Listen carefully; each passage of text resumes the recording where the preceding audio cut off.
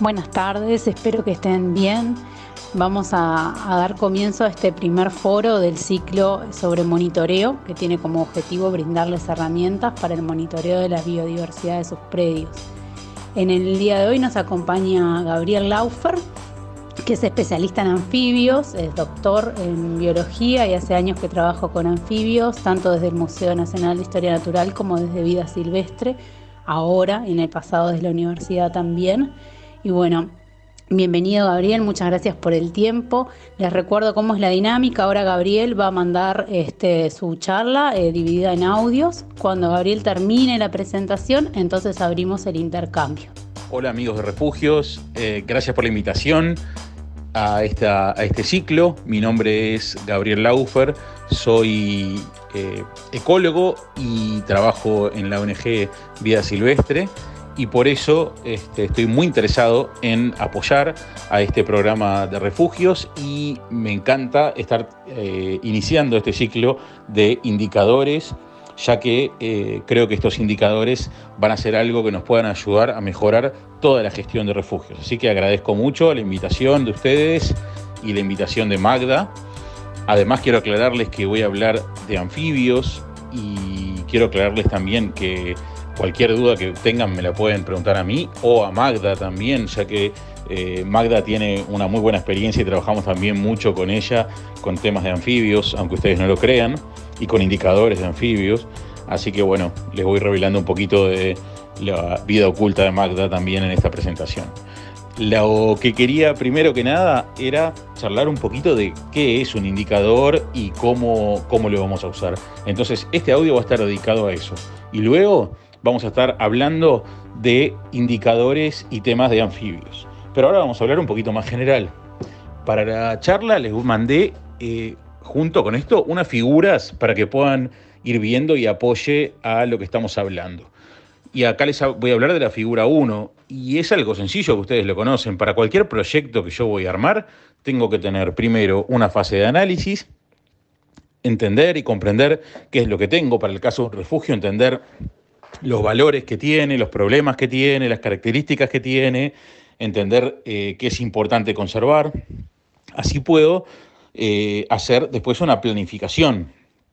Y esta planificación me va a llevar a implementar determinadas medidas de manejo. Que las medidas de manejo pueden ser desde aislar un potrero hasta cambiar el pastoreo, eliminar algún árbol exótico, introducir alguna especie nativa que había desaparecido de la zona, cualquier tipo de medida que pueda llegar a ser. Manejar, excluir zona de animales domésticos, ese tipo de cosas. Eso sería la implementación. Pero luego yo voy a querer saber si me está yendo bien o me está yendo mal con lo que estoy haciendo. Que voy a querer hacer un seguimiento, como aparece en el punto 4 de la figura 1. Y ese seguimiento, la forma de medirlo son los indicadores. Y por eso es que estamos trabajando ahora con todo este tema de indicadores. Si pasamos a la figura 2, pueden ver que un indicador lo tengo que medir en el tiempo. ¿Por qué? Porque yo agarro un sistema como está acá, una foto de un palmar o una pradera con un palmar, lo agarro en un tiempo 1, o sea, en un momento, y quiero ver cómo está. Cuando logro ver este indicador, me da la información de cómo está el sistema, puedo hacer una intervención, que como les dije, puede ser una variedad de cosas o puede ser no hacer nada y dejar el sistema en forma natural o las cosas que están sucediendo. Pero en el tiempo 2 quiero ver qué sucedió. El tiempo 2 puede ser desde un año, un mes, 2 años, según lo que estoy queriendo medir, los procesos de lo que estoy queriendo medir. Cuando mido en el tiempo 2, voy a poder evaluar qué tan bueno fue el resultado de mi intervención y planificar la siguiente intervención. Entonces, estas intervenciones o acciones, como lo nombrábamos un poquito antes, son lo que yo puedo medir con un indicador. Y para eso lo vamos a usar. Y vamos a buscar la forma de hacerlo de una forma sencilla y eficiente para que luego podamos pensar en aplicarlo en los refugios. Si pasan a la figura 3, vamos a poder ver un poquito, desarmar lo que es la complejidad de lo que puedo tomar como un indicador. Nosotros en un campo podemos tener un objeto de conservación. Y acá voy a dar un ejemplo que no es con anfibios, es con el ñandú. Por ejemplo, supongamos que mi objeto de conservación es la población de ñandú que está en mi refugio. Entonces, yo podría hacer un monitoreo de la población de ñandú, mi objeto de conservación, para informarme cómo está esa población. Ahora, también podría monitorear los requerimientos de esa población, por ejemplo, los pastizales que tengo para que coman, el tipo de cobertura vegetal que hay para que ellos puedan comer, un montón de cosas asociadas al ambiente, no directamente al ñandú, pero sí al ambiente porque lo necesita. Y otra forma que puedo monitorear es conociendo las amenazas, y acá es una cosa hipotética en la figura, imaginémonos que tenemos una cabra invasora, como por ejemplo hay en la Quebrada de los Cuervos, pero podría haber en otros lados, es algo hipotético, y la cabra nos está compitiendo con el ñandú, entonces la cabra es una amenaza de disponibilidad de vegetación para el ñandú, entonces medir la población de cabras también puede ser entender cómo está esta población de ñandúes. ¿Por qué? Porque si tengo más cabras y me están compitiendo, voy a tener peor a la población de ñandúes, va a tener menos comida. Entonces, les repito, podemos medir directamente el objeto de conservación, los requerimientos del objeto o amenazas al objeto de conservación. Bien, y simplemente para desarmarlo un poquito más, en forma de charla y para pensarlo, si pasan a la figura 4, imagínense que decidimos monitorear la población de ñandúes. Pero, ¿qué podemos monitorear de la población de ñandúes? Y ahí lo podemos enfocar de diferentes cosas y depende de cómo entendamos cuánto podamos conocer a esta población de ñandúes. Pero podríamos ver su tamaño poblacional, podríamos hacer un conteo directamente en forma anual de cuántos animales hay. Hacemos ya sea un conteo total o un muestreo, hacemos un paseo por el campo siempre de la misma forma y contamos cuántos ñandúes tenemos. Pero también podríamos decir, lo que yo quiero saber es que los animales estén sanos, porque si están sanos y el ambiente está, capaz que van a seguir. Y podría monitorear el estado de las plumas, por ejemplo, como aparece acá, o los parásitos o enfermedades que puedan tener, ya sea en sangre o en fecas, podría juntar las fecas y hacer un copro, como se hace en temas para ganadería o salud humana, y poder ver cómo está el estado sanitario de la población. También podría ver las amenazas, podría monitorear la cantidad de veces que vimos evidencia en el año de que han entrado cazadores al campo y han matado individuos o potencialmente podían matar individuos, o la presencia de perros, la cantidad de veces que hubo perros. O también podría monitorear el éxito reproductivo, por ejemplo, la cantidad de nidos que tengo por año, o la cantidad de charabones que nacen o la cantidad de charabones que sobreviven por año. Esto que está en la figura 4, ¿por qué se los pongo? Para intentar ver que puede ser enfocado de diferentes formas, medir un indicador, y es importante tenerlo en cuenta a la hora de pensar qué indicador vamos a hacer para cada refugio.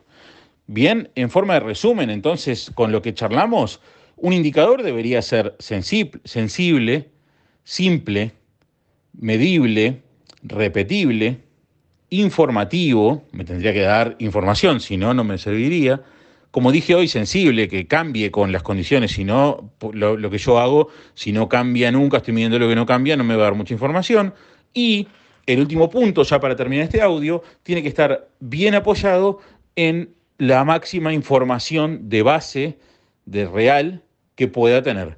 Porque tengo que saber lo máximo que pueda de la población de ñandúes, me va a ayudar a elegir mejor indicador y a medirlo mejor. Entonces, tener buena información de base es fundamental y de eso vamos a volver a hablar en los siguientes audios. Así que por ahora cierro acá. Bueno, pasando ahora a los anfibios. Ven la figura 5, tenemos 3 grupos grandes de anfibios: las cecilias, las salamandras, que no están presentes en Uruguay, y las ranas y sapos. La cecilia, tenemos una única especie de cecilia. Una especie muy poco conocida porque es más que nada de zonas húmedas, pero que vive enterrada, por eso conocemos muy poco de ella. Y después tenemos más de 40 especies de ranas y sapos, que son los más comunes y los que conocemos y los que tienen todo un ciclo más interesante, del que podemos verlo más, por lo menos nosotros. Entonces, si pasan a la figura 6, podemos ver que el ciclo de lo que son ranas y sapos tienen la fase desde la reproducción, que se realiza cuando los vemos cantando, los escuchamos cantando y hacen los amplexos, el macho agarra a la hembra, hace que ésta ponga los huevos, y los huevos son fecundados en forma externa, en el agua en general, y estos huevos pasan a desarrollarse en el agua. Luego de ahí nacen, eclosionan renacuajos, que los renacuajos empiezan a desarrollarse, desarrollan las patas, la forma del cuerpo más parecida al adulto, y luego pasan el proceso de metamorfosis hasta salir del agua y transformarse en un adulto. Y bueno, las diferentes especies pueden tener mayor o menor relación con el agua. Algunas se pueden quedar a vivir todo su ciclo dentro del agua y otras en la fase adulta ir poco al agua, pero siempre tienen algo de dependencia con el agua. Y la dependencia, como la pueden ver en la figura 7, que les pongo muy interesante, unas fotos de huevos de anfibios, empieza desde el momento del huevo. El huevo, cuando es puesto en el agua, en un charco, en un lugar donde haya agua corriente, el huevo enseguida lo que hace es absorber agua del medio. Entonces, las características del medio enseguida lo están afectando al desarrollo. Y ahí tenemos un grupo de especies bien sensibles a las condiciones, y sabemos que los sistemas acuáticos son bien sensibles a las condiciones. Entonces, ya de entrada, el anfibio absorbe agua y eso ya empieza a condicionar su desarrollo, desde el huevo y hacia adelante.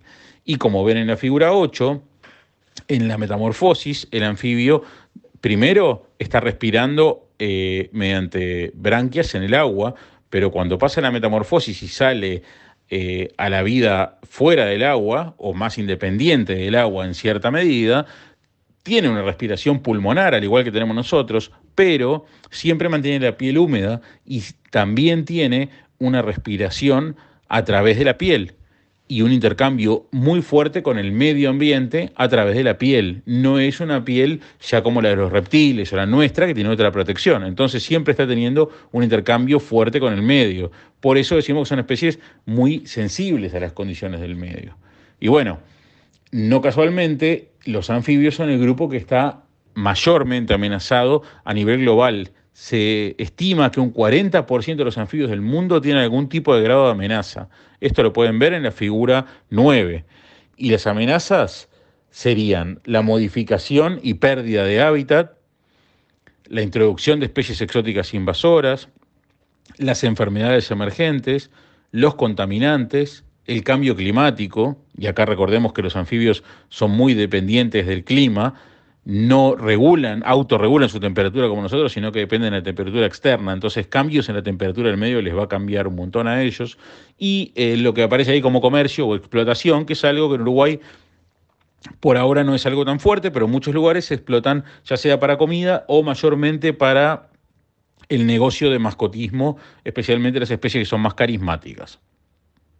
Bien, esta es la situación de los anfibios. No se olviden que además de los anfibios ser muy importantes, porque me gustan a mí, son muy buenos como indicadores del medio en que estamos trabajando, son muy buenos porque son muy sensibles, son muy buenos porque están muy en peligro y son muy buenos porque están a una dimensión que los podemos ver y manejar y muestrear mucho más fáciles que otros grupos. Y su estado va a depender de nuestro sitio de conservación.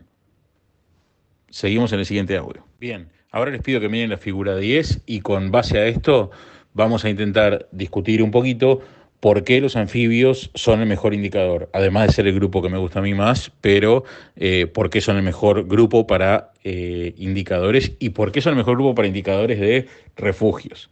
Entonces, vamos a discutir un poco. Esto nos va a permitir un poco entender qué es lo que tienen, cuáles son las características de los anfibios, y los demás grupos se los dejo para que los defiendan después los otros colegas que van a estar presentando sobre cada uno de esos grupos. Entonces, para mostrar que los anfibios son el mejor grupo, vamos a compararlo la factibilidad de usarlos como grupo de monitoreo a los anfibios contra los otros grupos. Entonces, empecemos por los árboles comparado con los anfibios. Si yo quiero comparar árboles para monitorear un refugio de vida silvestre, ¿cuál va a ser el problema que voy a tener? Que el árbol tiene un tiempo de cambio mucho más grande que el anfibio, ¿verdad? Entonces, rara vez voy a poder ver en tiempos reales nuestros un cambio fuerte en la composición de los árboles, como si lo voy a poder estar viendo en los anfibios. Bien, si lo comparo con las aves, ¿Cuál es el problema que tengo? Que las aves vuelan y tienen territorios mucho más grandes. Y lo mismo me sucede con los mamíferos. Tienen territorios mucho más grandes. Entonces, tanto aves como mamíferos, si yo los muestreo, me van a dar una idea muy vaga de un predio relativamente pequeño o acotado en tamaño. No es una gran área protegida, es un área de un tamaño interesante, pero no tan grande como para comprender adentro poblaciones importantes, ya sea de aves o mamíferos, que no dependan también de otros ambientes circundantes. Sí, los anfibios dependen de los ambientes mismos en los que estoy trabajando. Bien, otra cosa comparado con los mamíferos son muy difíciles de muestrear, andan en muy bajas densidades y en general es muy difícil de verlo. Bien, ahora puedo compararlo con los reptiles. Y bueno, los reptiles ustedes conocen, la probabilidad de verlos es muy baja. Las densidades son menores y los momentos de actividad son menores incluso que los anfibios y son más escurridizos. Entonces sigo quedándome con los anfibios. Pero bueno, podría compararlo con los insectos. Los insectos sí tienen abundancias importantes y sí tienen una escala de espacio más asociada al tamaño del predio. Pero ¿cuál es el problema de los insectos? Primero que no son de una, en general, no están en una posición de la red trófica, por lo menos de media para arriba, como están los anfibios, son más representativos por estar los anfibios más arriba.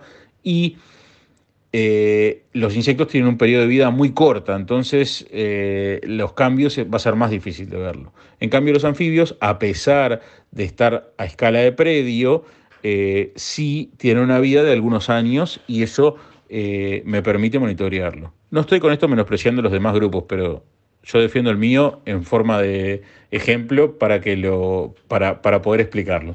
Realmente muchos investigadores plantean que es uno de los mejores grupos para hacer monitoreos. Bien, y ahora, como muestra una figura 10, charlar un poquito de cómo hacemos un monitoreo, cómo muestreamos los anfibios.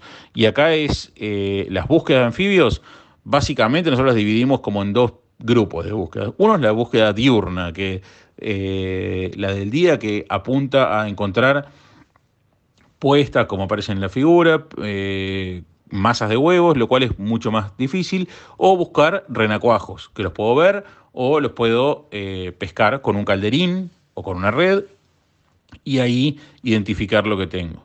Y luego, por otro lado, tenemos lo que son las muestras nocturnas. Las muestras nocturnas, siempre en los cuerpos de agua, asociados a los lugares de cuerpos de agua, es donde puedo encontrar más cantidad de anfibios, ya sea para verlos directamente con una linterna, donde podría incluso tomarlos con la mano, identificar bien qué especie es, o también escuchando los cantos de los anfibios. Y esto es una herramienta muy útil, conocer los cantos de los anfibios, son bien diferentes y bien característicos de cada una de las especies. Entonces, escuchando los cantos puedo identificar si las especies están. Bueno, también hay otros métodos de poner trampas, que hay trampas tanto para renacuajos, trampas acuáticas como mojarreros, o trampas para adultos, que muchas veces son trampas de pitfall o trampas de caída, que son como pequeños vasitos enterrados en la tierra. Pero eso ya es un método un poco más complejo. Simplemente con la visualización o con la escucha puedo tener una buena idea de muestreo. Bien, antes de terminar, les quiero recomendar, como ven en la figura 11, un sitio que se llama Amphibia Web. Ahí aparece la dirección de la página, donde pueden entrar y buscar los anfibios uruguayos, sus fotos, sus descripciones y también sus cantos. El único tema es que esta página está en inglés y no está en español, pero es muy fácil ver las fotos, los nombres de las especies son las mismas y pueden pedir un listado, y los cantos también están disponibles en los archivos de audio que están disponibles, pero es muy fácil encontrarlos y pueden buscar un listado, pueden buscar por especie o pueden buscar el listado completo de las especies de Uruguay.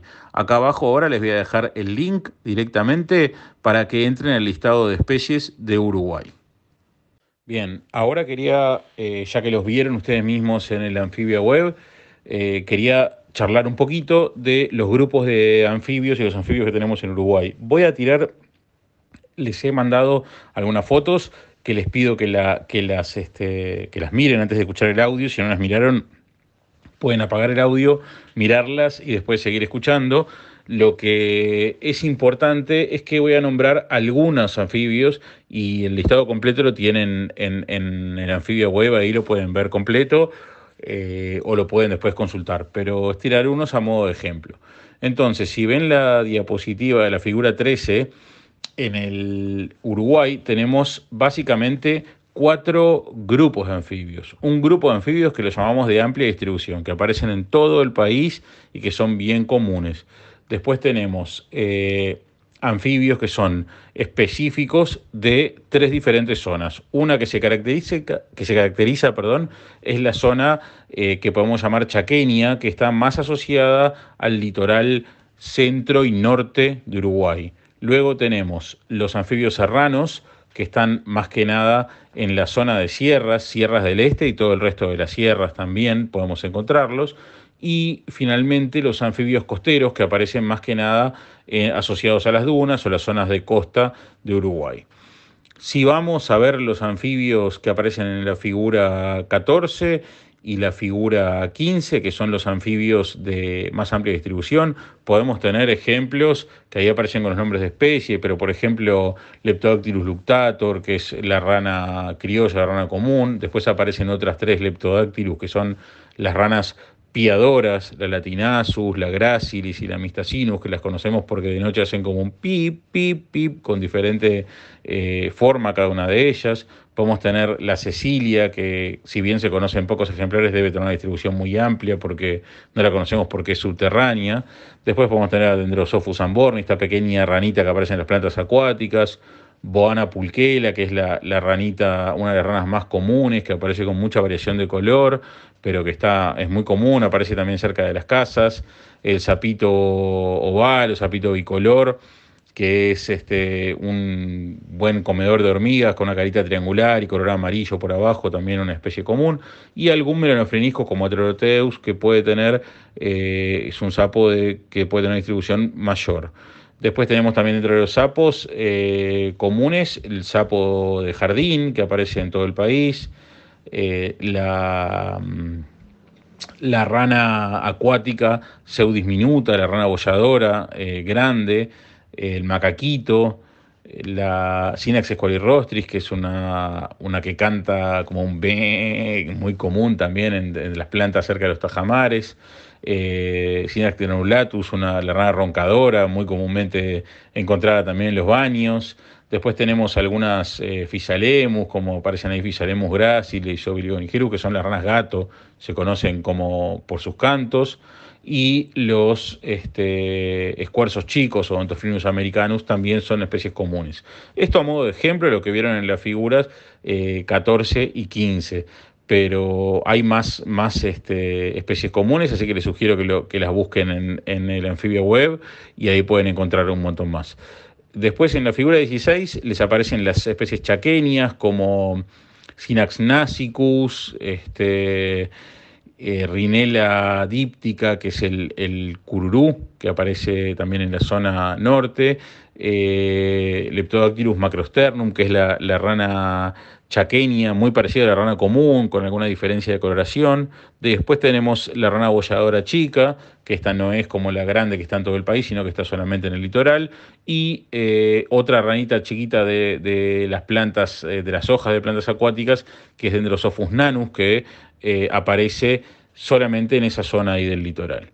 Bien, en la diapositiva 17 aparecen algunas de las especies serranas. En la figura 17 aparecen algunas especies serranas, como el sapo de Achával, el Rhinera achavali, o la ranita de las piedras, Limnodeusa macroglosa, Melanophrenischus sanmartini, Melanophrenischus más de sierras.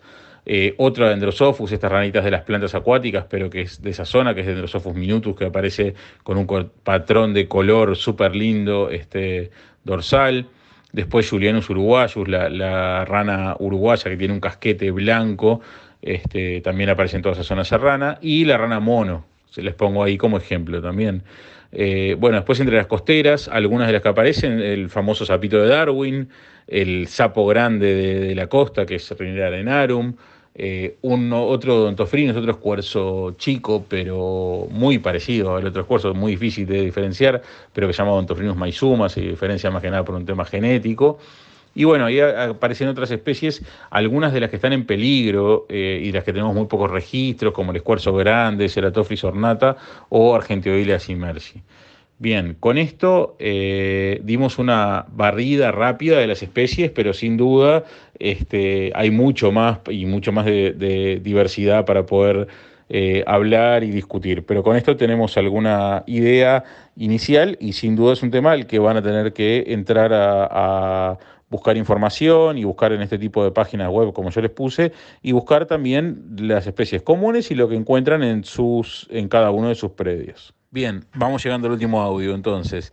Lo primero es cómo conocer y tener esa línea de base de los anfibios que tengo en mi establecimiento.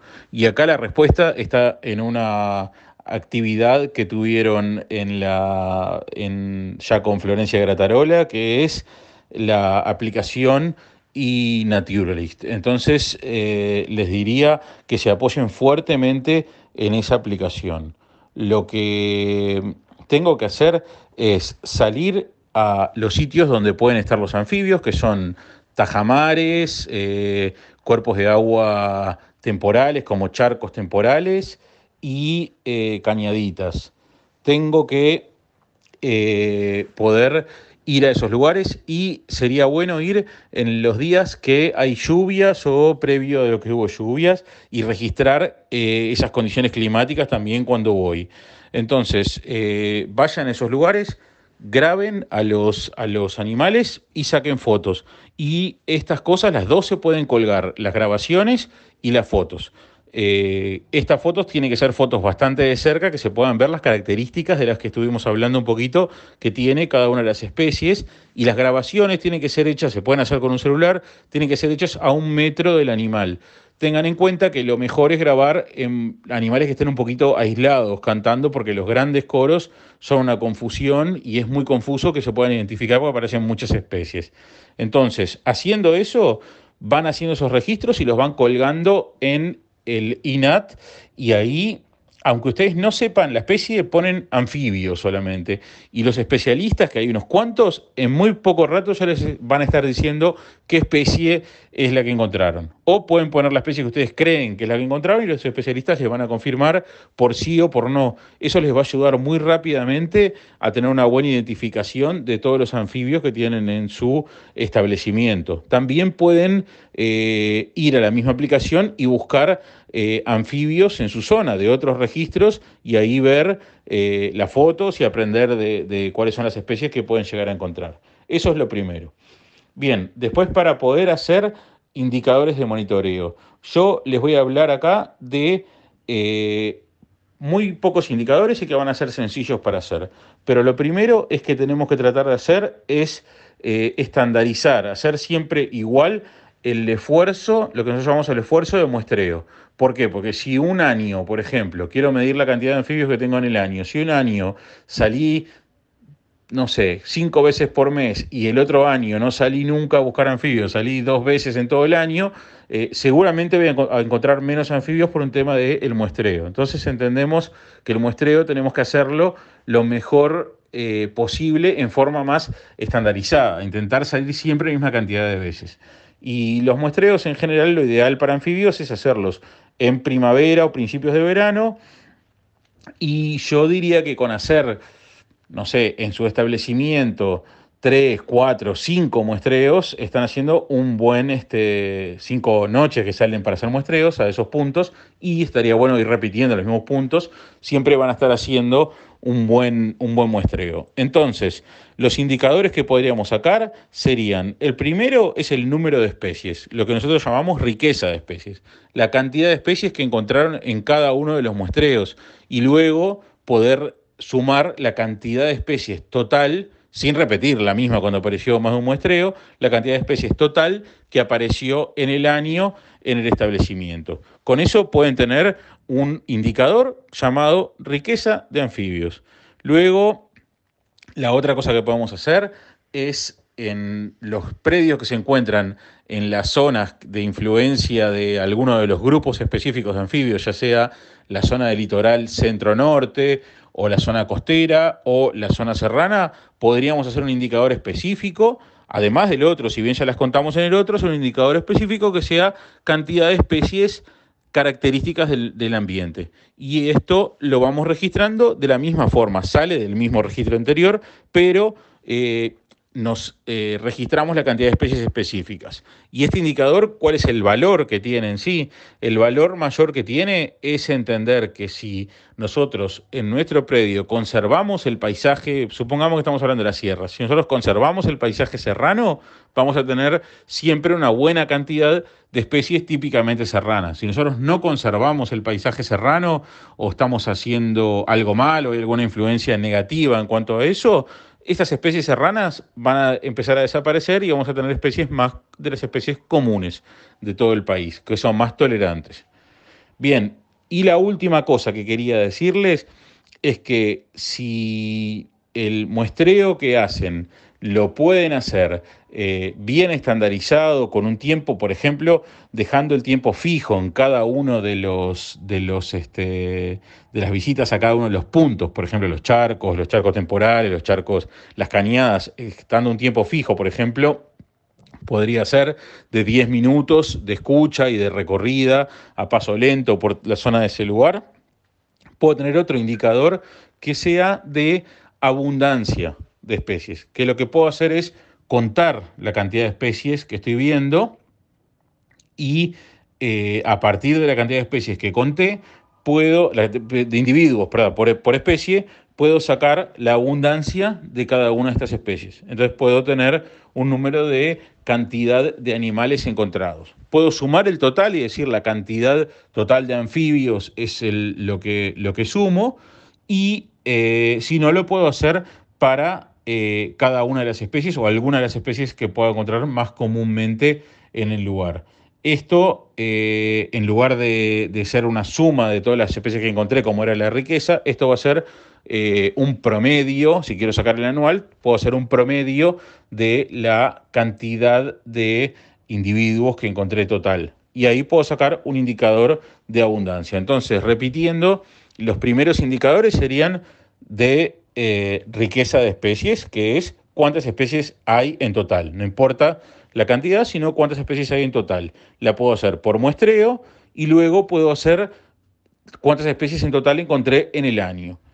Después puedo hacer la mismo, pero para las especies características de la región. Y finalmente puedo hacer en el mismo muestreo la cantidad de individuos que encontré en total de anfibios o la cantidad de individuos que encontré por especie. Eso lo pueden ir registrando y a partir de eso se puede ir armando un indicador. Así que bueno, intento cerrar esto por acá. Tal vez, si les parece, podemos discutir un poco sobre este último punto de cómo aplicarlo a la parte de refugios. Y bueno, la verdad que fue un gusto estar armando esta presentación.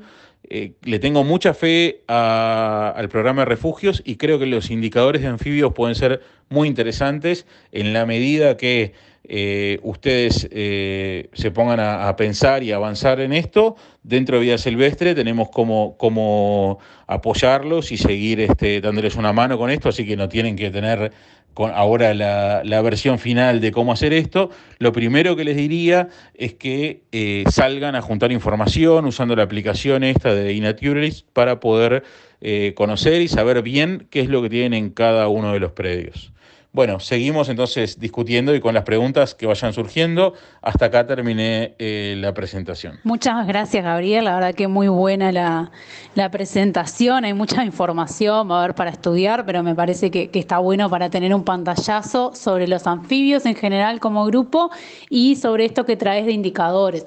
A mí me faltó decir, además de que nos conocemos, me conoces de chiquita, como decís vos, de que hemos trabajado juntos varias veces. Algunos ya sabían igual acá en este grupo grupo algunas personas sabían de mi pasado con los anfibios, pero fuera de eso, decir que Gabriel estuvo coordinando algunos monitoreos en áreas protegidas y eso, entonces también estaba bueno que él hiciera como la introducción a qué son los indicadores y por qué está bueno usarlos.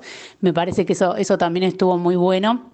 Entonces ahora lo que vamos a hacer es abrir el intercambio. Sí, ya conocen la dinámica, pero aclaro de nuevamente por las dudas. La idea es que todas las preguntas, aportes, comentarios vengan en audios, porque así contribuyen a que esto pueda quedar como una única cosa después para poder compartirla. Entonces eso, mandan sus audios. Recuerden que Gabriel no los conoce, entonces está bueno mandar, por lo menos cuando mandamos el primer audio, es presentarse mínimamente, ¿no? De nombre y de dónde son, como para que Gabriel pueda conocerlos. Hola Gabriel, soy Mónica Morixe de Soriano. Ya nos conocimos en algún curso. Bueno, buenísima toda la información. Bueno, no me quedó claro los muestreos, 3, 4, 5 veces al mes, estás diciendo. Y otra cosa, el predio que yo quiero conservar, que quiero evaluar la biodiversidad, no tiene ni cañada ni tajamar. Vos me decís que cuando llueve y se forman los charcos, ¿puedo salir a ver anfibios ahí? Gracias Ismael por los comentarios y gracias Mónica, qué bueno volver a encontrarte. Esto es una de las cosas interesantes del marco del trabajo en vida silvestre, de volver a encontrar gente conocida una y otra vez, y eso está reforzando mucho el trabajo en territorio, así que excelente. Bien, en cuanto a tu pregunta, primero, creo que estaría bueno sacar un monitoreo coordinado. Cuando hablamos de muestreo, yo creo que podríamos intentar trabajar, eso tenés algo que se ponga como objetivo el programa de refugios entre todos, que sea algo factible de hacer, no pretender demasiado, pero sí podemos hablar de, no sé, unos 3 muestreos en la temporada desde primavera a verano, sería lo ideal, cuando hay mayor diversidad de anfibios, medio coordinado. Ahora, en el caso de que no tenés cuerpos de agua, es un tema que hay que verlo, cómo se puede manejar. Ahí hay diferentes, o sea, al no tener cuerpos de agua, tu campo o tu predio no tiene mayormente importantes sitios de reproducción para anfibios. De todas maneras, los anfibios pueden estar seguramente subsidiados de otros sitios de reproducción que van a tener alrededor. Y bueno, hay formas de muestrearlos también ahí, como por ejemplo con trampas de caída, que son frasquitos enterrados. Ahora después cualquier cosa busco alguna foto como para mostrarles, que se pone un tejido y se los hace cuando van caminando como conducir a esas trampas, que se pueden ahí muestrear y una vez por día ponerles agua y una vez por día sacarlos y poder sacar los datos y liberarlos. Esa es una opción, y la otra es igual hacer escuchas de cantos en determinadas partes del campo. La otra cosa, que no conozco el predio tuyo y ya estoy un poco guitarreando con esto, pero tal vez estaría bueno pensar en si podés aportar a la conservación de los anfibios de la zona, de repente construyendo algunos pequeños pozones donde se pueda juntar agua para colaborar con los anfibios. Si, por ejemplo, en las zonas alrededor está perdiendo calidad el ambiente para los anfibios y vos mantenés un área protegida, tal vez sí tiene valor generar ambientes para los anfibios. Gracias, Gabriel, por tu respuesta. Sí, tengo un tajamar cerca, en un predio lindero que es de un hermano mío. O sea, puedo ir a monitorear ahí, pero vos decís que también es importante que yo pueda acercar los anfibios a mi predio, haciendo esos pozones que tú dices. Depende del contexto general, ¿no? Si en la zona eso es necesario o no. Capaz que en ese tajamar, en esa zona que estás hablando, tenés ya una cantidad de anfibios que no es necesario y están en una buena condición. Digo, si faltan en la zona, por ejemplo, se hizo pradera y se taparon, se forestó, está bueno poder complementar. Y el monitoreo del predio puede incluir el cuerpo de agua, digamos, que está al lado, el que nombrás de tu hermano. Por ejemplo, cuando monitoreamos incluso áreas protegidas, a veces monitoreamos cuerpos de agua que están en el borde también. Hola, soy Graciela de La Macarena, Humedales de Santa Lucía. Los siento siempre, pero no los veo, aparte de tener problemas visuales. Me encanta sentirlos en la noche y lo primero que voy a tratar de mandar es un paisaje sonoro. Y los sigo hasta la que empiezan a hacer renacuajitos dentro de los caraguatás. Los he encontrado en los baños, una blanca totalmente transparente que me ha llamado la atención y sus ventosas con las cuales se afirma, pero los demás no los veo. Tienen que estar. Y la otra vez salieron 2 personas que les encanta hacerlo y había una sequía espantosa. No encontraron ni nada, ni la marca de una rana. Pienso que ahora que ha llovido y que hay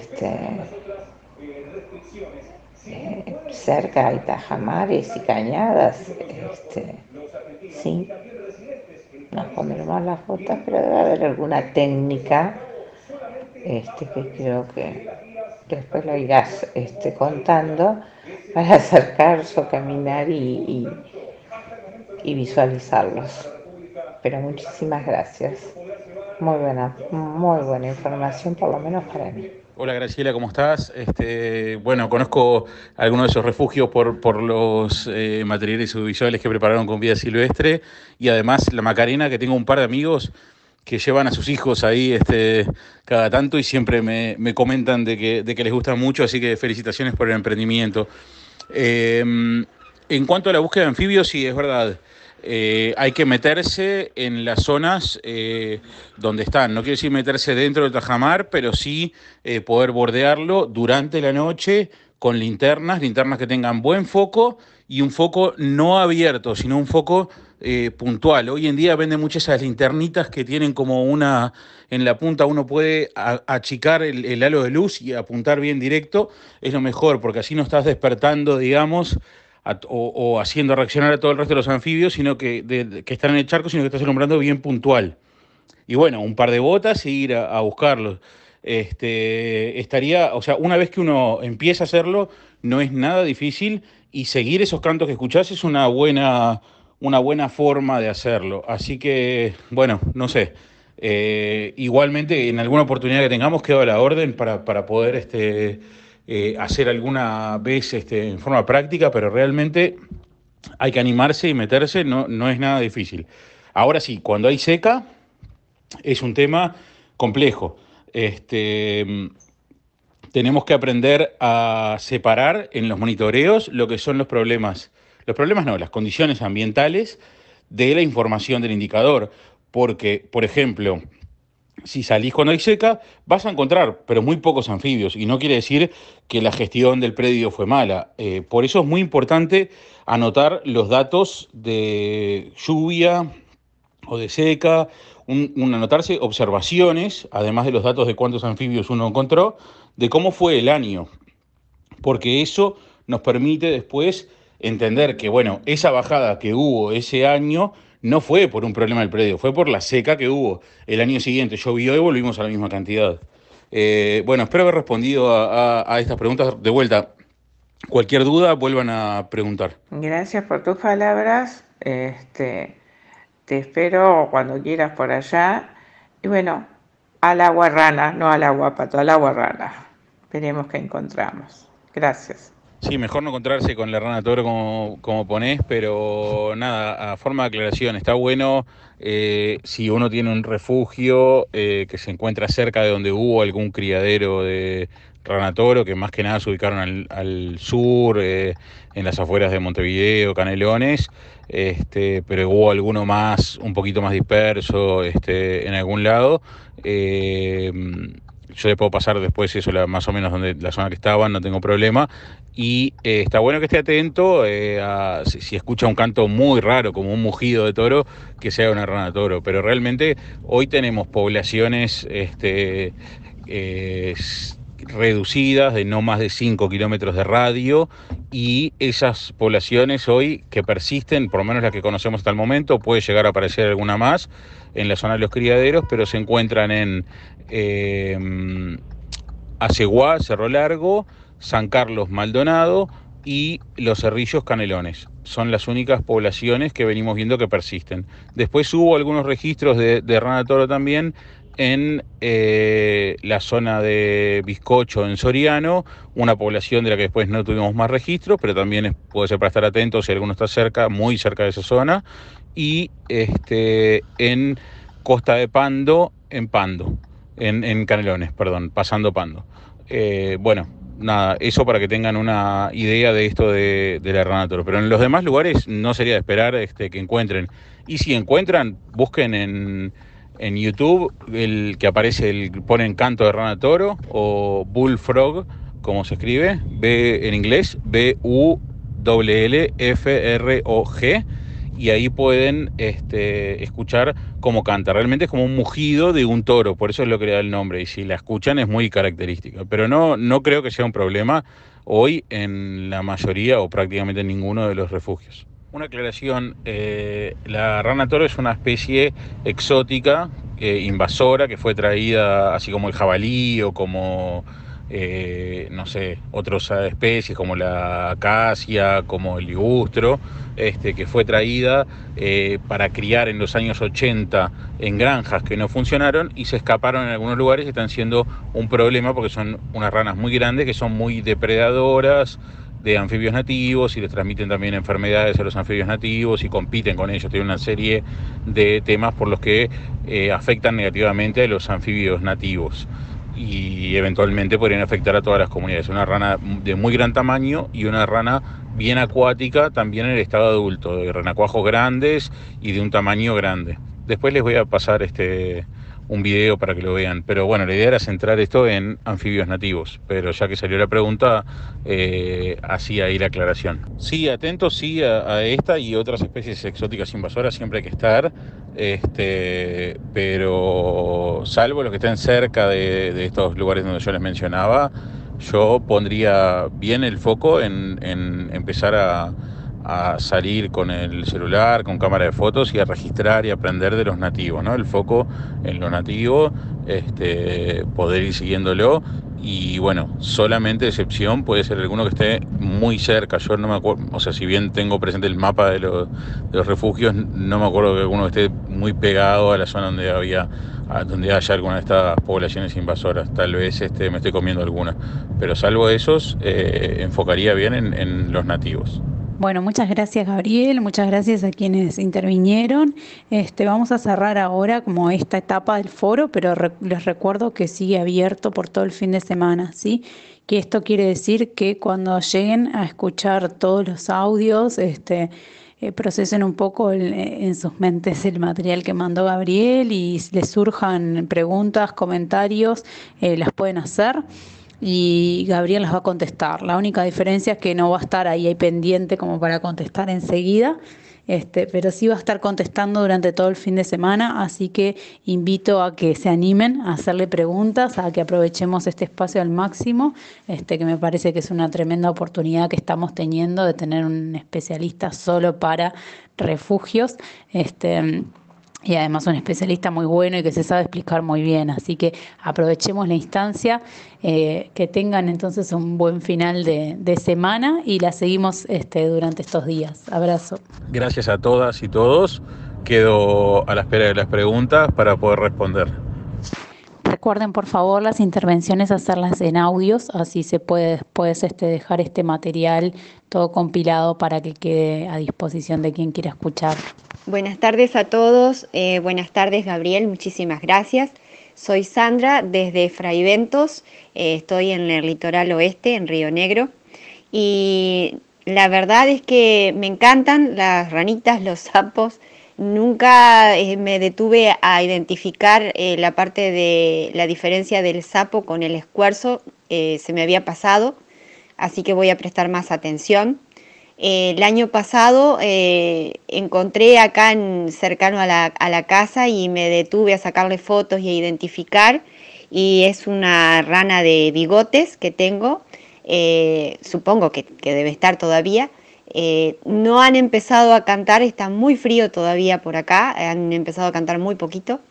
Hoy está feo, está nublado, pero no se escucha nada, voy a intentar más a la noche. Y sí tengo una curiosidad, tengo en un área, porque se ve que tienen siempre su territorio, tengo en un área donde tengo palmeras, debajo una rana que se ve que es muy añosa. Para mí es rana criolla, no le sé el nombre científico. Y me doy cuenta con las fotos de que hay muchas ranas. ¿Cuántos años pueden llegar a vivir los anfibios? Porque esa rana está enorme y ya hace tiempo que está. Hola Sandra, gracias por el comentario.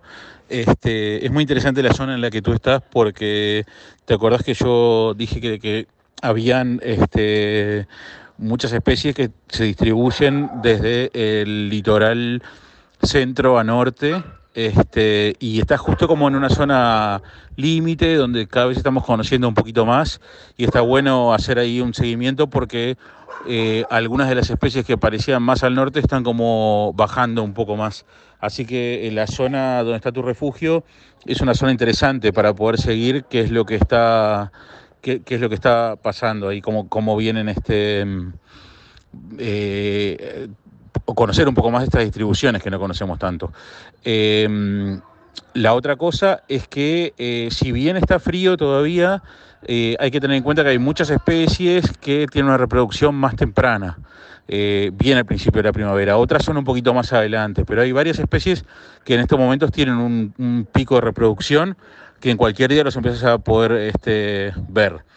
Así que por más que vea frío, no pierdas el tema de verlos. Después, las que sacaste, las fotos que sacaste, estaría bueno que los colgaras en Naturalist, en la aplicación esta, para poder confirmar la distribución, o si querés puedes mandarlas también y las vemos. Y de lo que me preguntabas, la rana criolla, para responder, cambió de nombre hace poquito, para acá, por un estudio que se hizo, y se llama Leptodactylus luctator ahora. Esta rana, no hay un estudio exacto de cuánto vive, pero podemos estimar que por el tamaño, eso más o menos, puede ser 10 años de vida, que puedan tener más o menos, llegar hasta como 10 años de vida. Obviamente que después en la naturaleza hay que ver cómo va cada individuo, digamos, un máximo teórico. Bueno, si quedó alguna duda, vuelvo a preguntar nomás. Gracias. Buenas tardes a todos. Muchas gracias Gabriel y Mavi por todo esto que están haciendo. La verdad que, bueno, habla Mecha Pereiras de acá de Cerro de Piedra, Paysandú. La verdad que todos los veranos me intriga muchísimo. Unos cantos que escucho que quisiera saber qué es. Así que bueno, esto me sirve para ponerme en campaña y empezar a estudiar un poco más del tema y saber qué es lo que tenemos por acá. Muchas gracias. Hola Mecha, bien, igual que con todos quedamos a las órdenes para confirmar algún registro o algo de eso. El tema de cantos, si no llegas a verlas pero podés grabarlas, también se pueden colgar en la aplicación y la gente puede identificar el canto. Ten en cuenta que cuando vas a grabar un canto, hacerlo lo más cercano posible. En general lo puedes hacer con el celular, en general hablamos de que lo ideal es 1 metro, 1,5 metros de distancia de donde está sonando el canto, y buscar algún individuo que no esté en el medio de todos los coros de todas las especies, porque si no se hace un relajo, y es una cosa para tener en cuenta cuando uno publica estas cosas, de intentar aislarlo lo máximo posible, porque podés tener un registro de muchas cosas diferentes y que uno después te piensa que estás refiriéndote a una o a la otra. Entonces conviene grabarlo en forma independiente, y la otra opción también es agregar notas que se puede agregar diciendo es la especie que canta en el minuto tanto de la grabación. Y bueno, también en el link que yo les pasé pueden buscar grabaciones de audios para intentar escuchar antes y empezar a hacerse el oído antes de que escuchen en campo esto. y si llegan a no encontrar ahí, se puede buscan sí los nombres de la especie, que alguna que de repente no tiene. Hay algunas bases de datos más que las pueden buscar directamente por Google poniendo el nombre de la especie y la palabra canto, o en inglés, que es call, que es C-A-L-L. Bueno, de vuelta, lo mismo, si quedó alguna duda, estoy a las órdenes. Buenas tardes a todos, ¿cómo andan? Soy Joaquín del Departamento de Flores. Gabriel, muchísimas gracias por la presentación, súper clara, con conceptos muy destacados y, bueno, y con herramientas concretas para empezar a pensar y tomar acciones. Y bueno, y concretamente mi consulta es relacionado con los impactos en los anfibios a partir de la contaminación de aguas, principalmente pequeñas cañadas, en zonas donde hay actividad agrícola convencional y tambos, en la zona cercana al predio, incluso se hace agricultura dentro del predio. Bueno, si tú tenés algún tipo de información que nos puedas compartir o comentar sobre qué tipo de impactos se puede esperar, o si hay alguna manera que pueda merecer la pena monitorear, por ejemplo, con análisis la calidad de aguas o algún otro parámetro que se pueda observar. Bueno, desde ya muchas gracias, seguimos en contacto, un abrazo. Hola Joaquín, gracias por el mensaje. Sí, los anfibios, como les dije, tienen una sensibilidad muy importante, porque vieron, como les mostraba desde el inicio, están absorbiendo el agua, los huevos, y después los adultos siguen intercambiando, las larvas y los adultos siguen intercambiando por la piel mucho con el medio, entonces son muy sensibles a todo lo que son productos químicos, y también se usan como indicadores de estado ambiental. Y también hay indicadores dentro de los anfibios para poder trabajar esto, de lo cual, si quieren, podemos hablar específicamente para montar algo en el establecimiento. Yo no lo nombré porque era como una primera aproximación, algo muy general. Pero básicamente una de las cosas que usamos para eso es el tema de las larvas, los renacuajos, densidades de larvas en los tajamares y en los cuerpos de agua, porque es una cosa que se afecta fuertemente. Muchas veces aparecen en los campos que están muy contaminados, siguen apareciendo adultos que pueden tener más años o que pueden venir de algunos otros lados puntuales, pero resulta más difícil en los cuerpos contaminados que críen larvas. Entonces, eso a mediano plazo, a largo plazo, va a ser un problema grande para la conservación de estos anfibios, porque lo que están perdiendo es la calidad de los sitios de reproducción por perder la calidad del agua. Y lo mismo, hay especies que son más sensibles que otras.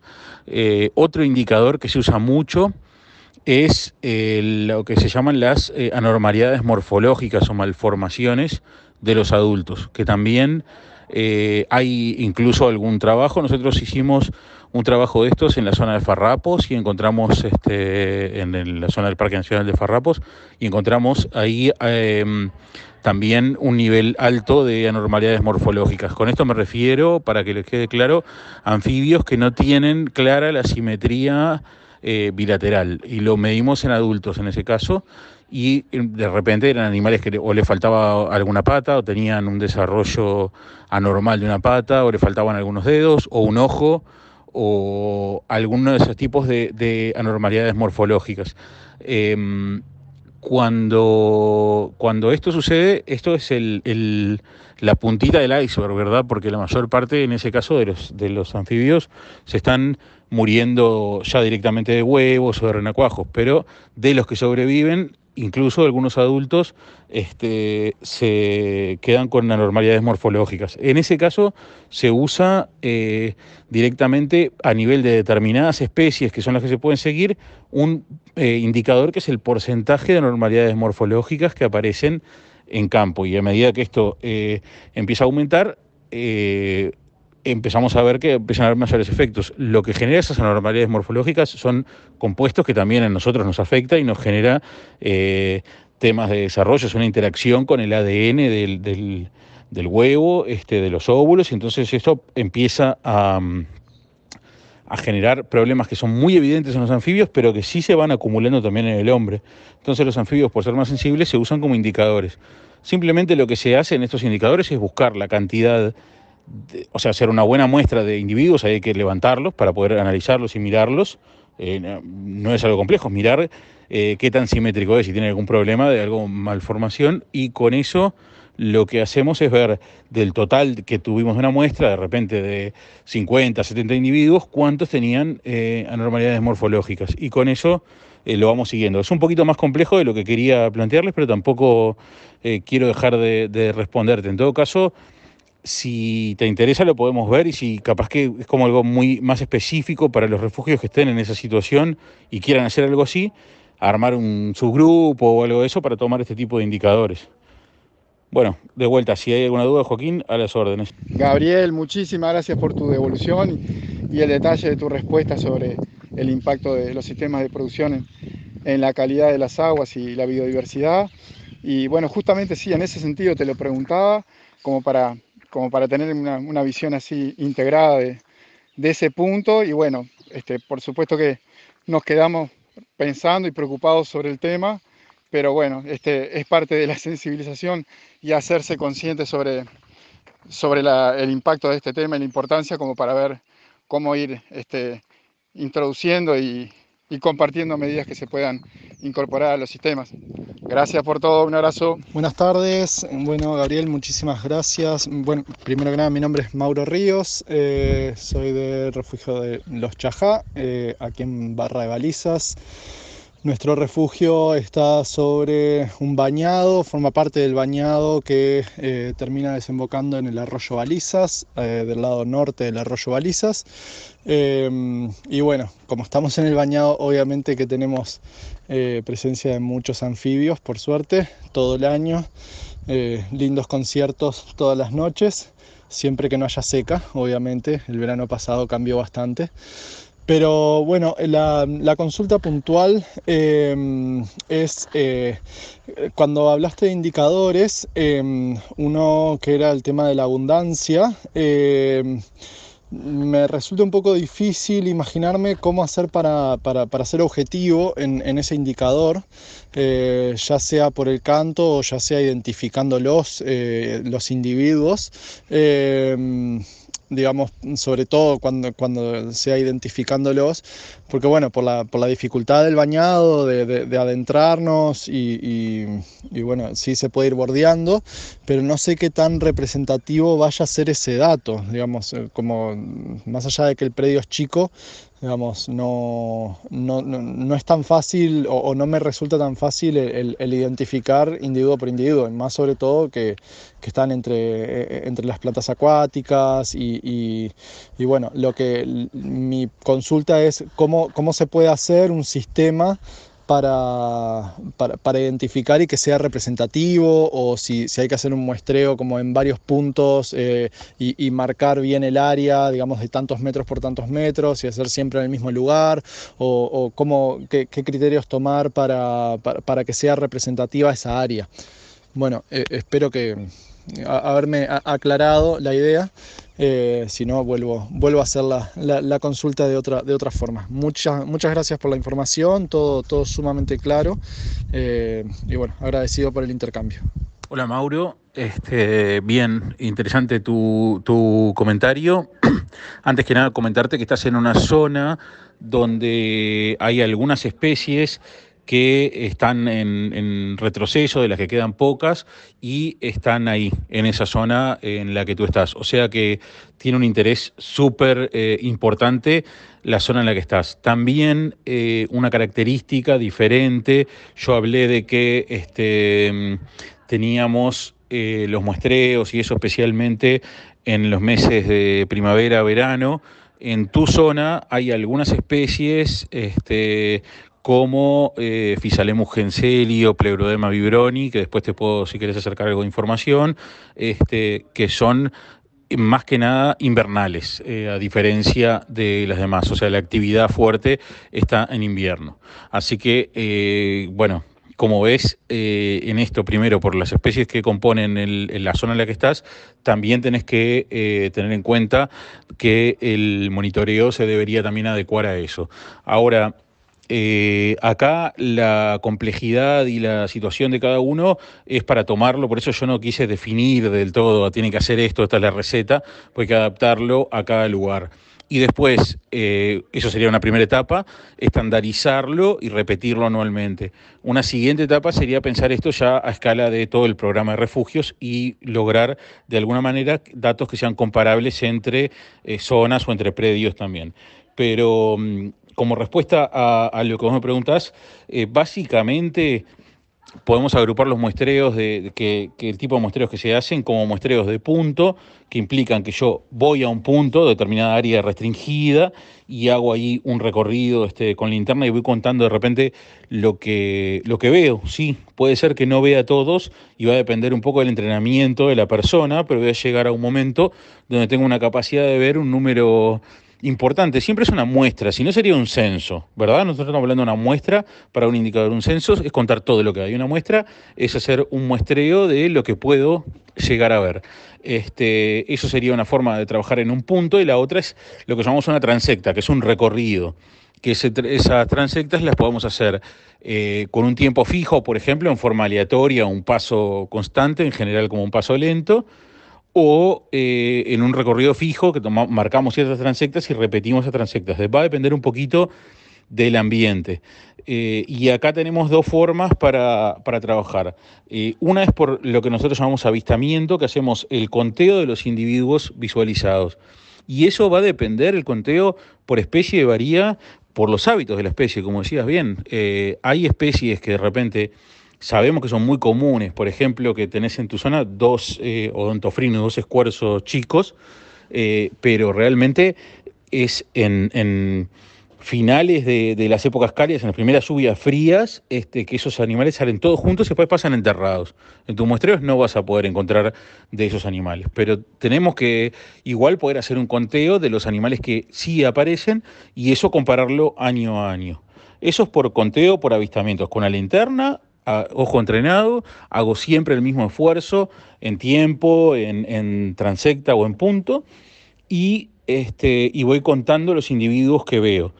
Y los registro, y eso es lo que voy a usar para comparar año a año. Por supuesto que todo lo tengo que tener muy equiparado, pero es factible hacerlo, y no te asustes por el tema de poder avistarlos, porque es un tema de ojo y aprender a hacerlo.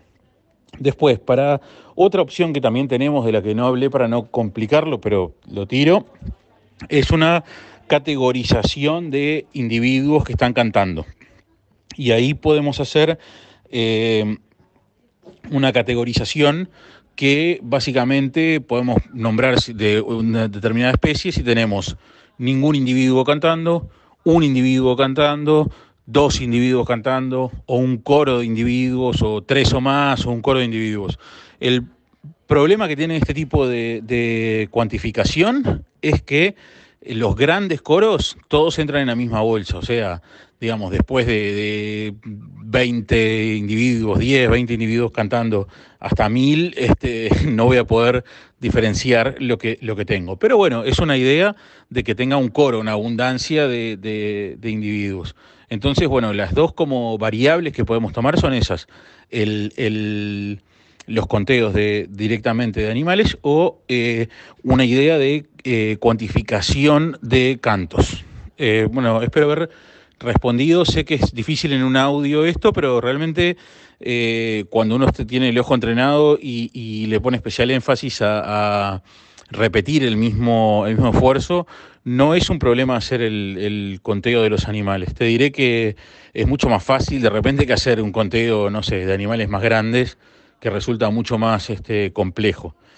Imagínate que tenés de muchas especies una cantidad grande de animales en campo. Una vez que uno aprende a hacer el ojo, aparecen. Entonces, si podés hacer un recorrido de, por ejemplo, no sé, el costado del bañado, paso lento de 500 metros fijo, y lo repetís y estás entrenado y lo haces en el horario adecuado y con el mismo esfuerzo, la misma cantidad de gente, el mismo tipo de linterna, todo eso, realmente créeme que vas a empezar a ver un montón de animales. Creo que esta pregunta tiene dos aspectos. Por un lado, el tema de intentar sistematizarlo a nivel del ambiente que tenés, que es una cosa importante y que hay que pensarlo viendo el ambiente realmente y las dificultades y la parte natural. Y otra cosa, otra parte que tiene esta pregunta, que me la imagino, disculpa por el atrevimiento, que es el no estar como muy entrenado en esto, porque después que empezaste le perdés el miedo. Por eso creo que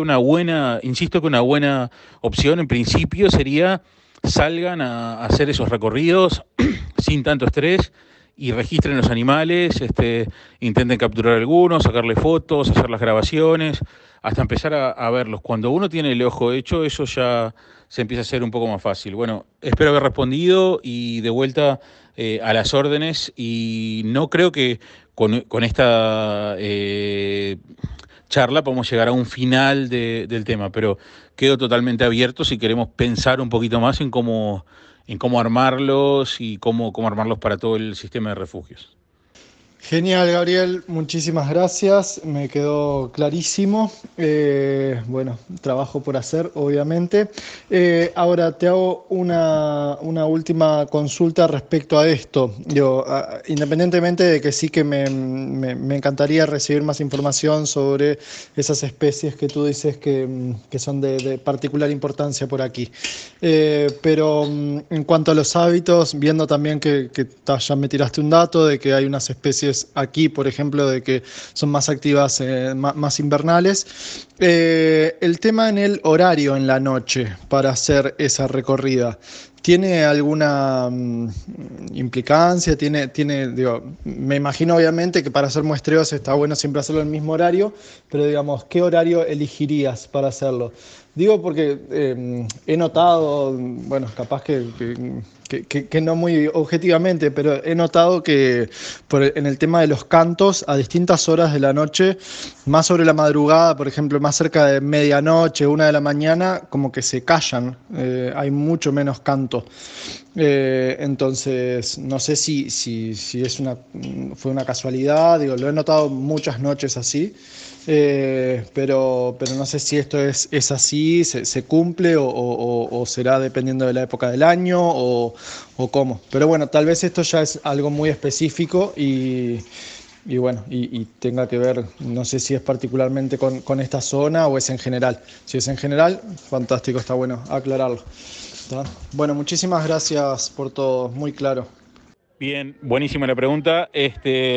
Me encontrás cada especie y en cada momento del año pueden tener variaciones de actividad, de horas de actividad. Hay especies que son más prolongadas, que cantan durante toda la noche, y otras más temprano. De todas formas, para esta región, los estudios donde tenés mayor actividad, digamos, de toda la comunidad de anfibios, y más o menos va desde que oscurece, ponele en primavera un poquito, ponele desde las 8:30, 9, hasta las 11, 11:30, son las horas que en general ponemos los muestreos, porque son las horas de mayor actividad de todo, digamos, donde se junta la mayor actividad común de todas las especies presentes. Si vas a hacer algún monitoreo específico después o un seguimiento específico de alguna especie, está bueno hacer algún relevamiento especial de lo que hay en la literatura de su momento de actividad. Pero como respuesta, 9 a 11:30 sería lo ideal para que tires un muestreo de primavera.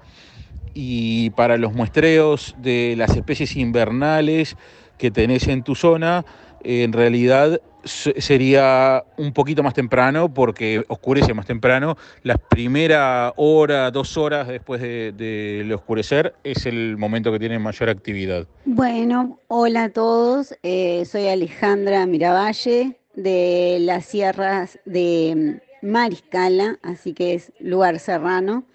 Me encantó, la verdad, el foro, lo pude escuchar recién y muy claro. La verdad que me quedo re contenta por lo claro de Gabriel, y todos los que hicieron las preguntas ya muchas dudas me las sacaron. Así que lo voy a poner en práctica. Bueno, muchas gracias. La verdad, Maggie eh, y Gabriel, por este foro. Y después a todos los compañeros que participaron y nos sacaron dudas a todos, me parece. Bueno, gracias. Gracias por los comentarios. Mando ahora un archivo de PDF de un manual de monitoreo hecho para América Latina que también está disponible, me parece, a través de la Anfibia Web, que les pasé el link. Bueno, acá van a ver un montón de cosas, algunas más complejas de lo que hablamos, pero también van a ver lo que hablamos. Así que si quieren empezar a leer un poquito para adentrarse un poquito más en cómo es el monitoreo para anfibios, ahí lo pueden bichar algo. Bueno, si tienen preguntas también de esto, más adelante, cuando lo vayan teniendo, lo podemos seguir charlando. Buenas tardes, Gonzalo. Estuve viendo un poco la Anfibia Web, la página que compartiste, y logré ver una lista de como 50 especies que hay acá en Uruguay. La mayoría tienen fotos bueno, y registros de sonido también.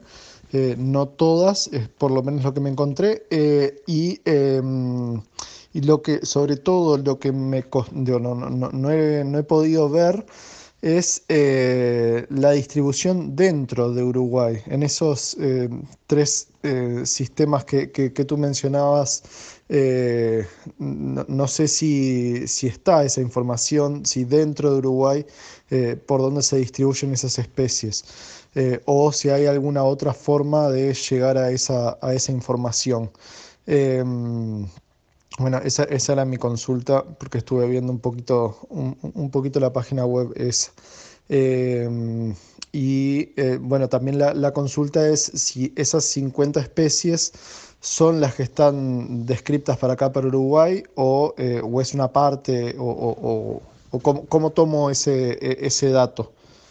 Bueno, muchas gracias. Bien, Mauro, no tenemos que tener en cuenta que para Uruguay, si bien estamos bastante bien comparado con otros países, todo lo que hay de especies y distribuciones hay que tomarlo siempre como algo variable, porque el conocimiento va avanzando y va cambiando. Hasta hace muy poco teníamos, por ejemplo, como te contaba, un escuerzo chico, y ahora tenemos dos. Uno que se distribuye solamente por la zona de costa, desde donde estás vos, hasta Canelones incluso. Entonces, por ejemplo, eso va cambiando y las distribuciones hay que tomarlas ahí con pinzas. Les voy a mandar ahora algunas cosas de referencia para las distribuciones donde pueden verlo. Básicamente, les voy a intentar mandarles en PDF. Después hay un libro de anfibios y reptiles del Uruguay, o anfibios del Uruguay, que es de Maneiro y Carreira, que es como que lo venden en librerías, que es como una guía, que ahí también tienen. De vuelta, tomen todo con pinzas y las especies cambian. Por ejemplo, hay especies que, como te decía, se pueden haber transformado una especie en dos, porque en realidad pensábamos que era una sola y eran dos. También hay especies que han cambiado de nombre porque se hicieron estudios a una escala más grande de Sudamérica, como pasa con Leptodactylus luctator, la rana común, que hace poquito es luctator, antes era latrans y ahora latrans no está en Uruguay. Eso no es que cambió el animal que tenemos, es que antes entendíamos que para la ciencia era toda la misma especie, pero alguien se puso a estudiar y desarmar la parte genética y se dieron cuenta que lo que considerábamos una especie eran varias especies en realidad. Aclarado esto, les voy a mandar alguna cosa para que puedan ver ahí las distribuciones. Por ejemplo, otra cosa más para contarles es que ahora por ejemplo estamos sacando una publicación, un artículo nuevo donde ampliamos la distribución de 4 especies que estaban consideradas en peligro para Uruguay, entonces por distribución restricta. Entonces, claro, es un tema del que estamos recién aprendiendo, y bueno, hay mucho conocimiento ya generado por muchos años por investigadores, pero hay variación. No lo tomen, todo esto para decirte que no lo tomen fijo. por último, te recomiendo, y no lo voy a mandar al grupo a este propósito, porque es bastante complejo el documento de entrarle, pero te puedo recomendar hablar de repente, tal vez conoces a Álvaro Soutullo, te suena de algún lado, y pedirle los informes de la zona donde se había proyectado el puerto de aguas profundas, porque ahí sí aparecen las especies. Para tu zona aparecen las especies de anfibios y de varias especies de fauna, aparecen ahí marcadas todo lo que son las especies de tu zona. Te conviene, ese informe está bueno de verlo. Lo que pasa es que es muy largo, pesado y engorroso. Seguramente le va a aburrir a la gente que no es de esa zona, pero si te puedes poner en contacto con Álvaro, él te lo podría mandar. Para Mauro y para todos, acá les pasé unas publicaciones que, digamos, es lo último que hay o lo más reciente. De vuelta, tómenlas con pinzas porque ya tienen cambios en cada uno y van a seguir cambiando, pero por lo menos para tener una idea de cómo empezar a buscar o qué buscar en la zona de cada uno. Bueno, nada, me parece para repetir, me parece sumamente interesante, Mauro, que además de todos los refugios que se pongan a hacerlo, pero Mauro, la zona en la que estás, es una zona donde, te repito, tenés varias especies que se encuentran en peligro fuerte, algunas que estaban en una distribución mayor, en el país, pero que han hecho un retroceso y se mantienen en esa zona. Y es una zona sumamente amenazada obviamente, por algo diferente al resto. No es el avance de la agricultura, no son otras cosas, sino que es una urbanización muy, muy fuerte en esa zona. Y bueno, tenés cosas muy interesantes ahí para monitorear. Es como les hablaba, hay cosas para monitorear de anfibios en general y cosas para zonas especiales de especial interés por los grupos diferentes que tienen de anfibios. Y la costa, especialmente esa costa de Rocha, la zona donde estás, tiene un valor muy, muy interesante. Con esto no le quito valor a toda la red de refugios y creo que los anfibios siguen siendo algo muy importante para poder hacerlo en todos. Simplemente para alentar a Mauro que quiere buscar las particularidades de la zona. Muchas gracias, Gabriel. Súper interesante toda la charla y toda la información que estuviste pasando. Mi nombre es Ana Alcese, yo soy de Colonia y tenemos un campo ahí que tiene cerca un río, el río San Pedro, y una cañada. Pero me parece que no tenemos agua así más cerca de la casa y por otros lados. Y mi pregunta es si cuando corre el agua también se ponen anfibios ahí o tiene que ser un lugar en el que haya agua más quieta. De todos modos, a veces a la noche se escuchan, pero en verdad nunca les di mucha bolilla. Nosotros acabamos de entrar a refugios. Ahora me voy a poner más atenta.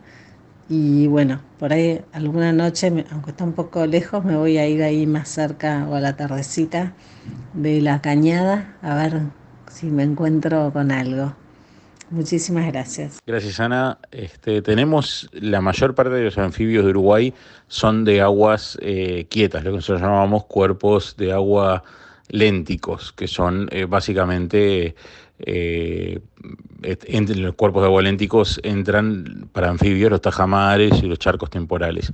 Sí hay algunas especies puntuales que son de aguas corrientes, por ejemplo la rana de las piedras, de la zona de sierras, y hay algunas especies que también usan las aguas un poquito más corrientes, o los meandros o pequeños rinconcitos que se quedan un poquito más quietos a veces para reproducción. Se puede encontrar algunas ranas como Bovana pulquela o algunas ranas gato.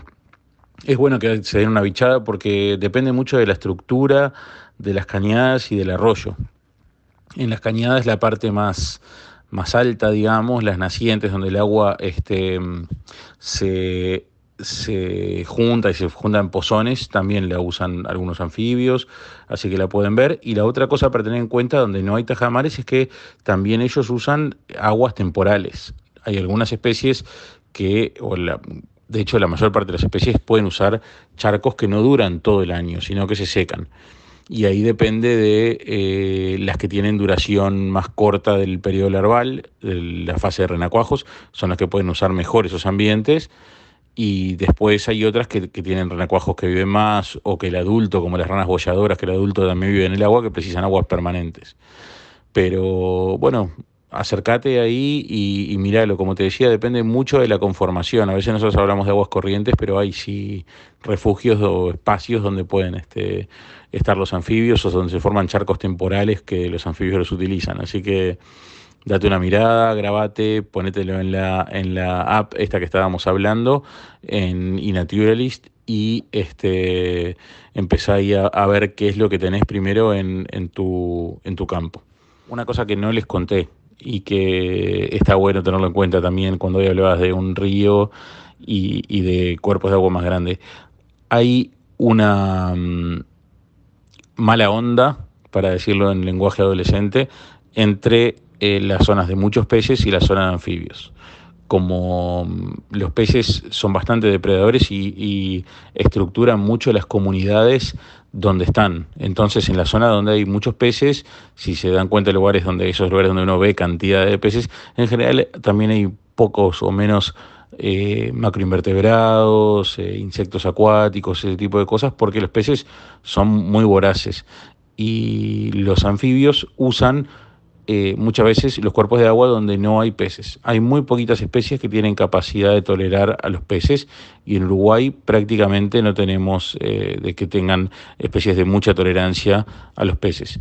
Entonces, donde hay ríos o lagunas o tajamares, esos que están llenos de peces, encontramos pocos anfibios. En general usan, a veces en la zona donde hay peces, usan las partes donde tienen refugios por mucha abundancia de plantas acuáticas, de poca profundidad. Entonces son zonas donde están como separados de los peces. Y por eso también les hablaba hoy de las nacientes, de las cañadas, las zonas donde las cañadas corre agua, pero en momentos se forman pozones y se seca, entonces los peces quedan excluidos de ahí porque se seca, y los anfibios sí lo usan. Bueno, es una característica así de cómo se separan en los ambientes los peces y las ranas, nada más. Tal vez no fui claro, pero lo que comen, ahora que me quedé pensando que no lo nombré, son los huevos. Los peces comen los huevos de los anfibios cuando los ponen en el agua, y comen a los renacuajos. Cuando eclosionan los huevos, los renacuajos quedan en el agua y son comida muy fácil para los peces. Bien, después de que tuvimos un ataque a esta actividad por parte de WhatsApp y no pudimos continuar en el día, quiero dar un poco el cierre de mi parte. Me pareció súper interesante los aportes, y espero haber contribuido. Tenemos que entender que esto es un proceso de aprendizaje y de generación de conocimiento de todos lados. Tenemos también que entender que como conjunto de refugios hay un valor muy interesante, y pueden empezar a surgir apoyos, proyectos o cosas que podemos hacer, pero también tenemos que generar y tener la actitud proactiva. Ya aplaudo que varios o más de uno de ustedes se puso a colgar alguna cosa en estos días, y vi que tienen también proyectos, así que nada, mostrar una actitud de salir a buscar, de aprender, porque eso después está muy interesante para combinar con la gente que está trabajando en la construcción de indicadores y generación de información para el país en un tema de aprendizaje mutuo. Pero bueno, no, igual que todo, y sé que ustedes y más de uno, porque he escuchado experiencias, no son del tipo de persona que se sienta a esperar que las cosas les caigan de arriba, sino que tienen un esfuerzo muy fuerte. Y bueno, los aliento a que sigan con esta parte, que no le tengan miedo tampoco, porque realmente si se ponen a ver en este tipo como de aplicaciones de las que estábamos hablando, la mayor parte de la gente no son expertos. Son ciudadanos comunes que se ponen a juntar información. Así que bueno, alentarlos con esto, a decirles que a través de Vida Silvestre estamos siempre con las puertas abiertas para lo que sea, para lo que precisen. Así que bueno, métanle un esfuerzo con esto, y veremos en adelante que estamos abiertos a poder trabajar o seguir pensando proyectos o cosas en conjunto. Así que, bien, eso, por ahí voy cerrando. Y muchas gracias por la invitación, muchas gracias a todos por las colaboraciones y gracias a Magda. Y les repito que también Magda es una gran conocedora de anfibios, ya conocen parte de su historia, de su pasado oculto. Así que bueno, estamos para dar una mano con lo que sea y felicitaciones a todos porque este programa está trabajando de una forma súper interesante y súper innovadora para el país. Gracias. Buen día, recién llego a ponerme al día con el intercambio y nada, el mensaje de Ana me deja una pregunta, Gabriel, que es que si necesariamente tiene que haber agua, o sea, un espejo de agua, o en realidad donde los lugares donde hay vegetación como más de humedad, como en pajonales o caraguatales, donde hay totora, si en esos lugares también esperarían encontrar anfibios, porque hay algunos refugios que de repente tienen ese ambiente, que a veces tiene agua, a veces no, pero sí, arriba se ve el agua, pero en general son ambientes húmedos. Y lo otro es que, Ana, pensando específicamente también ahí en tu campo, en el río justo estuvimos, ¿no?, en una parte que como que se ve que desborda el río y al costado se forman como unas lagunitas. Ahí capaz que está bueno ir a buscar. Buen día. Sí, Magda, en esos ambientes bajos y húmedos también son zonas donde podemos ir a buscar anfibios. De todas maneras, siempre intentamos buscar como puntos donde hay una mayor concentración que tiene que ver con los sitios de reproducción y vocalización. En esos ambientes, si no tenemos puntos de agua muy claros, podemos hacer transectas, como les contaba el otro día.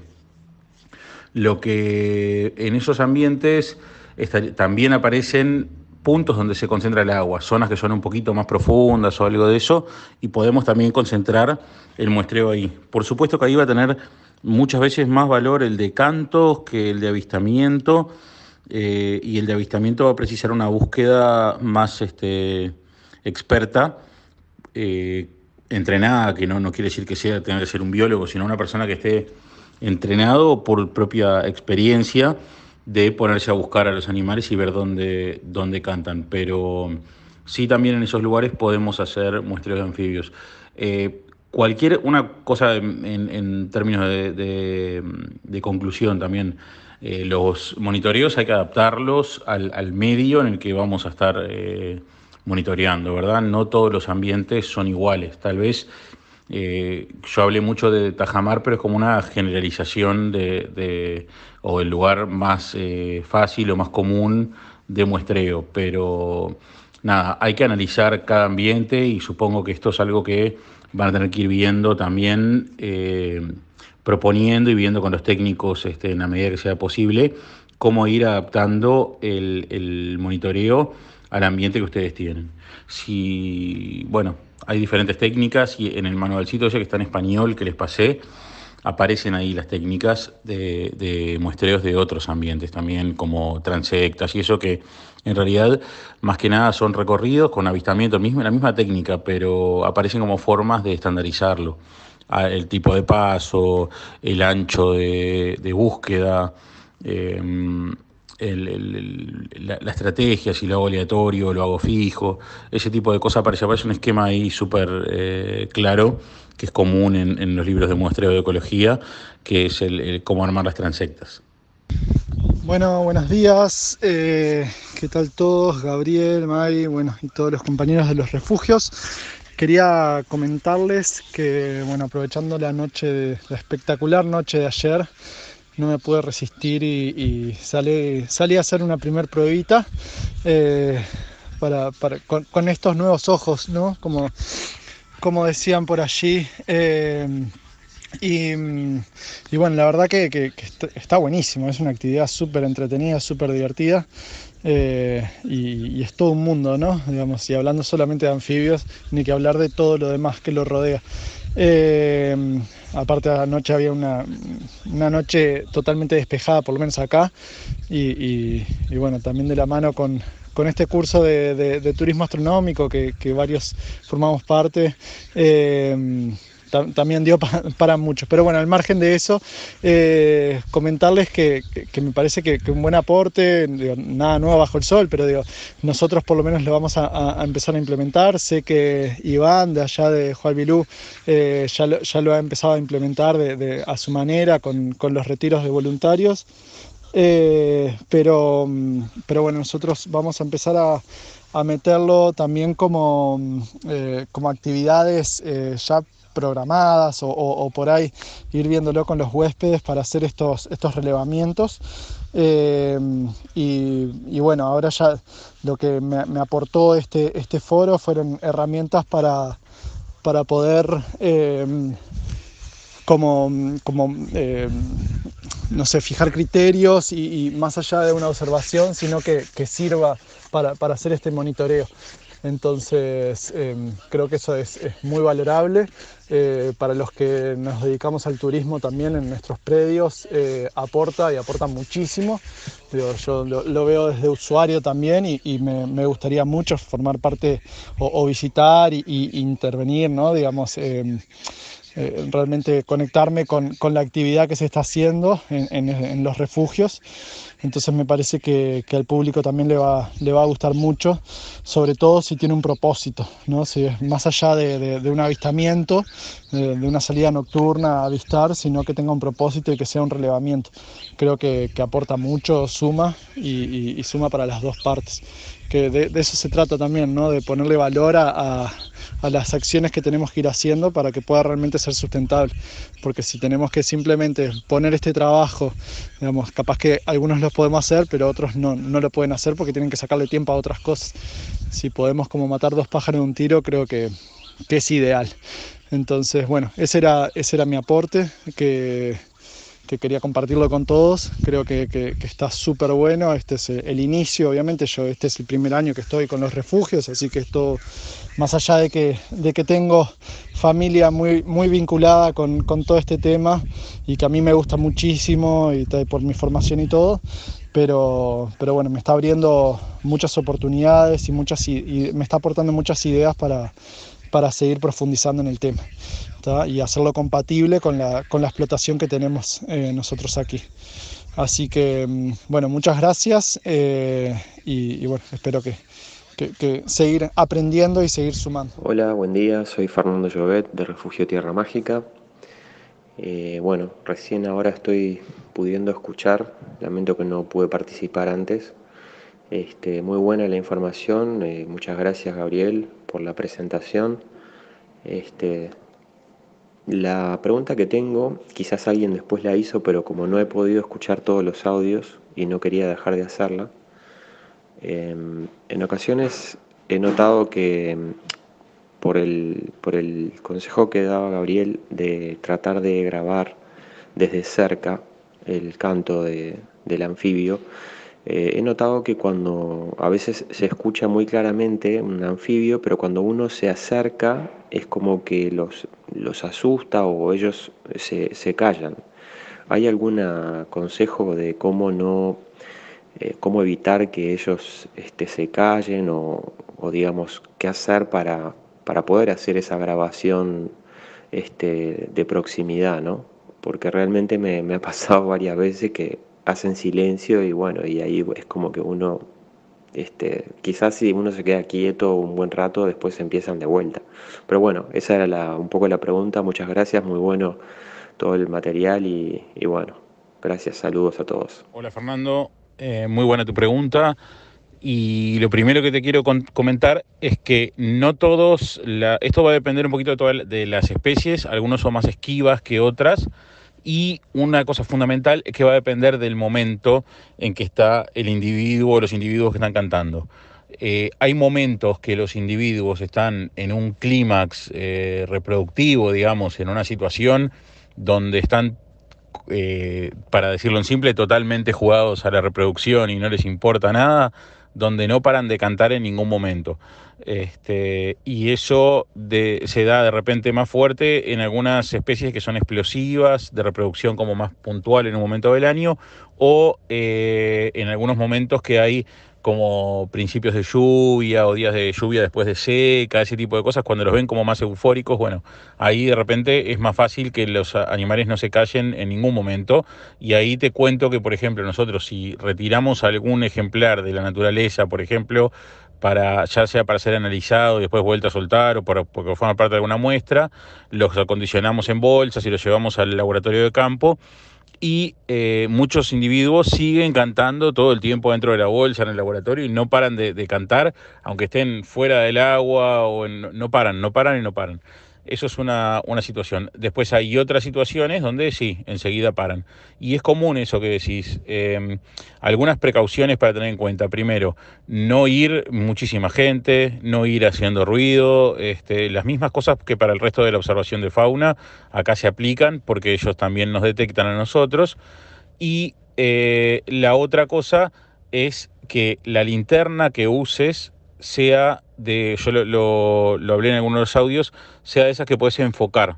Y si no, incluso he visto gente que les pone un plástico o un cartón alrededor de la salida de luz de la linterna, que saca un foco puntual. Y el foco alumbra al anfibio que yo estoy buscando, a la zona donde estoy buscando, no a todo el charco, a todos los anfibios, porque eso les empieza a hacer notar que estamos en la vuelta. Entonces, eso es una cosa importante. Y bueno, si después se callan igualmente, aunque lo haya escuchado, entonces ahí lo que hacemos normalmente, si no hay demasiado ruido y a veces con más o menos paciencia, pero lo logramos, es agacharse, quedarse sin mucho movimiento, apagar la linterna, sin ningún ruido, y esperar, y el animal, si estaba vocalizando, muchísimas veces vuelve a vocalizar. Esa es una opción. Otra opción, que es un poco más tenés que tener un poquito más de suerte, es que si tú si lo querés encontrar, por ejemplo, si tú lo grabaste, le pones la misma grabación y al ponerle la grabación muchas veces él responde, porque lo ve como otro individuo que está desafiando su propio territorio. Recuerden que siempre son los machos que son los que están vocalizando, pero si le pones la grabación, piensa que es otro macho y se pone como a competir, entonces empieza a responder. Y así hemos encontrado muchas veces localizado individuos y se hace. No es algo que sea un problema mayor. Más que nada te diría la paciencia y estar en los días más adecuados de actividad de los animales, ¿no? Cuando llueve, cuando vienen lluvias, si uno sale en un momento de seca y bueno, capaz que escucha una vocalización puntual y el animal no está muy estimulado por las condiciones ambientales, entonces no lo repite porque vocaliza muy poquito, pero si está vocalizando en una situación más normal, más de estímulo, paciencia, poco ruido y luz bien puntual serían las cosas para hacer. Y en el caso de que tengas más suerte y lo hayas grabado o tengas una grabación de la especie, se puede llegar a jugar con el tema de playback, que es ponerle el mismo canto para hacer que el animal responda. Buenas noches. Bueno, muchas gracias Gabriel por este foro, creo que estuvo buenísimo, que espero que hayan podido sacarle el jugo, me parece que sí, que hubieron bastantes consultas, comentarios, sugerencias, y bueno, es como vos decís, este es un puntapié inicial y ahora habrá que seguirlo y depende de cada persona cómo lo toma y cómo lo aplica, pero bueno, buenísimo también que quedes a disposición, ya haremos uso de esa carta, ya te volveremos a contactar entonces. Y bueno, muchas gracias a quienes participaron y a quienes no pudieron porque no llegaron, pero esto ya saben que luego queda disponible para quien quiera lo pueda escuchar. Así que buenazo, cerramos por acá el foro. Nuevamente gracias Gabriel y bueno, seguimos. Recuerden que en 15 días tenemos un nuevo foro, que el que sigue es de mamíferos.